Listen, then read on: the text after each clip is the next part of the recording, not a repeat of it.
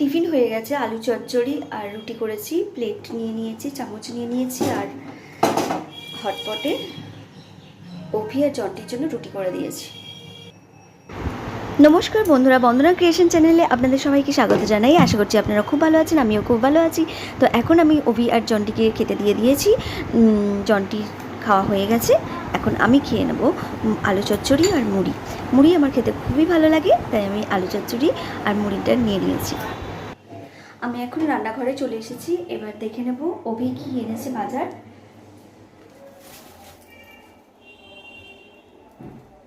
কাঁচকলা, পেঁপে, টমেটো, উচ্ছে, কাঁচা লঙ্কা এসব এনেছে। তার মানে মাছের আর মাছ এনেছে, চারা মাছ এনেছে।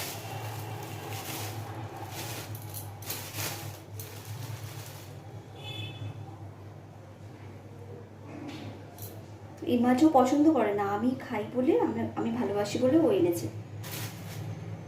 তো এত বাসন পড়েছে, আগে এই বাসনগুলো ধুয়ে মেজে নেব, তারপরে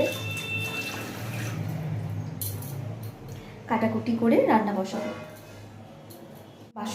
বাসন মাজা হয়ে গেছে, জল ঝরে গেলে বাসনগুলো তুলে রাখবো। এখন ভাতটা বসিয়ে দেব। এখন চালটা ধুয়ে হাঁড়িতে দিয়ে দেব।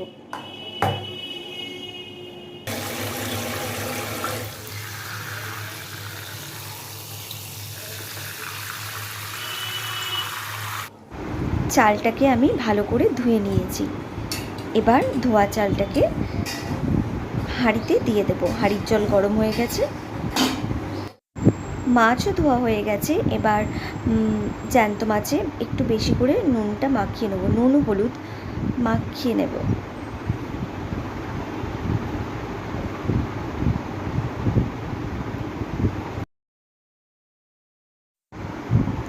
মাছে বেশ ভালো করে এপিট ওপিট করে নুন হলুদটা মিশিয়ে নিয়েছি। এবারে হাঁড়ির সরাটা খুলে দেবো, কারণ ফ্যান উতলে উঠছে। আর এবারে কড়াইতে তেল গরম করতে দিয়ে দিয়েছি, কড়ার তেল গরমও হয়ে গেছে। মাছটাকে ছেড়ে দেবো। মাছ ভাজার সময় এখানে একটা কাণ্ড হয়েছিল, তখনই গ্যাসটা শেষ হয়ে গিয়েছিল। তো আমি গ্যাস দাদাকে ফোন করে তাড়াতাড়ি দিয়ে যেতে বললাম। প্রায় 1 ঘন্টা লেগেছে বাড়িতে দিয়ে যেতে। তো ততক্ষণে আমি ঘর বাড়ি গুছিয়ে নিয়েছি, আনাজও কেটে নিয়েছি।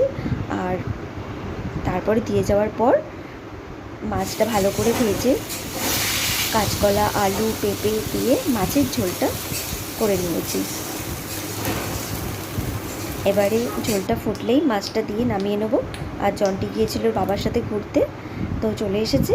আর আমি এখন ঘরবাড়িটা মুছে নিচ্ছি। মুছে নেওয়ার পরেই জন্টিকে স্নান করিয়ে খেতে বসাবো।